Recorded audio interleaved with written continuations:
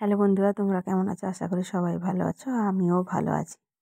তো আজকে মেয়ের আবদারে রাত্রের ডিনার নিয়ে তোমাদের সঙ্গে হাজির হয়েছি। তো আজকের ডিনারে হচ্ছে আমাদের এগ রোল। মেয়ে বললো, মা এগ রোল খাবো, এগ রোল বানা। তো মেয়ের আবদারে আজকে এগ রোল বানাচ্ছি।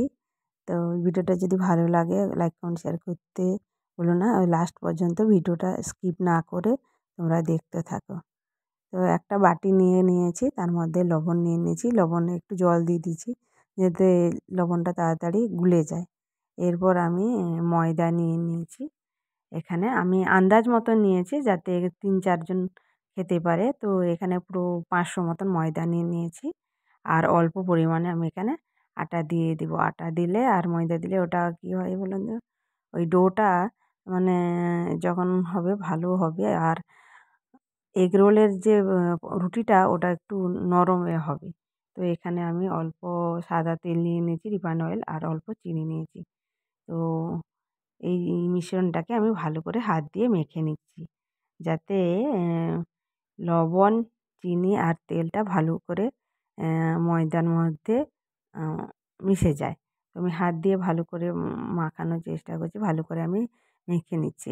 এরপর আমি তোমাদেরকে দেখাচ্ছি, এই যে হাত মুঠো করলে মুঠো, মুঠো হয়ে যায়। যাতে আমি ময়াম দিয়েছিলাম তখন একটু বেশি তেল দিয়ে দিয়েছি। তো আমি এখানে অল্প, অল্প জল দিয়ে ডোটা বানিয়ে নেব। তো যেহেতু আমি এক হাতে ক্যামেরা ধরছি সেই জন্য অসুবিধা হচ্ছে। তো তোমরা আ ভালো করে এই অল্প, অল্প জল দিয়ে ডোটা বানিয়ে নাও। তো আমি একটা হাতের জন্য একটু অসুবিধা হচ্ছে। তো তোমাদেরকে সেইভাবে আমি দেখানোর চেষ্টা করছি। তো একসঙ্গে জল দিইনি, তবুও আমি অল্প, অল্প জল নিয়ে অ্যা ময়দাটা ভালোভাবে মাখানোর চেষ্টা করছি। তো ময়দার ডোটা একদম যেন শক্ত না হয় আর একদম যেন পাতলা না হয়। তো তোমরা দেখতে পাচ্ছ এই যে ডোটা হয়ে গেছে। তো আমি একে আরেকটু আমি ভালো 5 মিনিটের জন্য ভালো করে ঠেসে নেব। এই যে ঠেসে নিয়েছি, তো আমার রেডি হয়ে গেছে ডোটা। তো এটা 10-15 মিনিটের জন্য ঢাকা দিয়ে রেখে দেব। তো আমি এই চাকতি দিয়ে এটাকে 10-15 মিনিটের জন্য ঢাকা দিয়ে দিলাম। ঢাকা খুলে দেখো আমার ডোটা একদম সফট হয়ে গেছে। এই যে সফট হয়ে গেছে একদম। তো এখানে আমি এক লেচির আকারে কেটে নিয়েছি। তো এরকম গোল, গোল করে বড়, বড় লেচির আকারে এটা কেটে নিয়েছি। তারপর এটা আমি কয়েকটা আটা দিয়ে, কিছু আটা দিয়ে আমি গোল, গোল করে পাতলা করে আমি এটাকে বেলে নেব। তো সুন্দর করে পাতলা করে আমি এটা বেলে নেব। রুটির মতন বেলে নেব। এরকম করে প্রত্যেকটা লেচি আমি একের পর এক বেলে নেব। তোমরা চাইলে তেল দিয়েও বেলতে পারো। তো এখানে আটা দিয়ে বেললে ভালো হয়। তো আমি আটা দিয়ে বেলে নিয়েছি। আটা বা ময়দা যেটা দিয়েও তোমরা বেলতে পারো। আর এগ রোল বানানো একদম সোজা। তো আমি চেষ্টা করলাম তোমাদের সঙ্গে শেয়ার করার জন্য। তো একের পর আমি এক সব একসঙ্গে রুটির আকারে বেলে নিয়ে নিয়েছি। এখানে থালায় সব আছে। তো একটা তাওয়া নিয়েছি।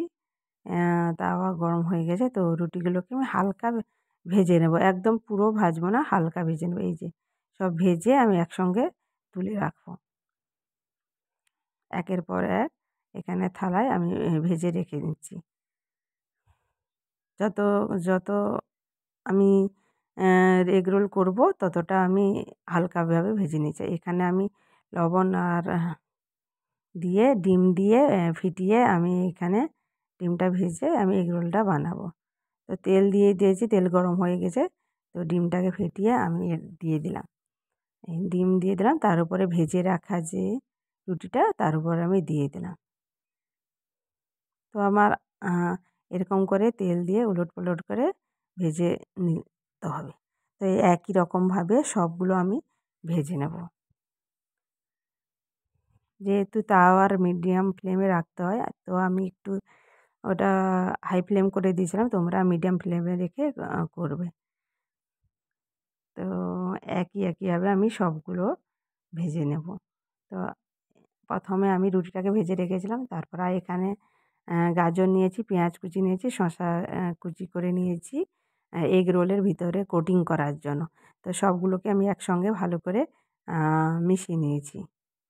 তো এখানে আমার ভাজা হয়ে গেছে। তো এখানে রেড চিলি সস, তোমরা যদি সস খাও তো সস দিতে পারো।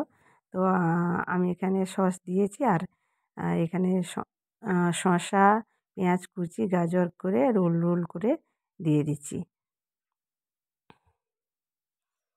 তো আমার রেসিপিটা কেমন লাগলো অবশ্যই জানাবে। এই যে আমার রোল রেডি হয়েছে, এখানে কাগজ আমি ব্যবহার করিনি।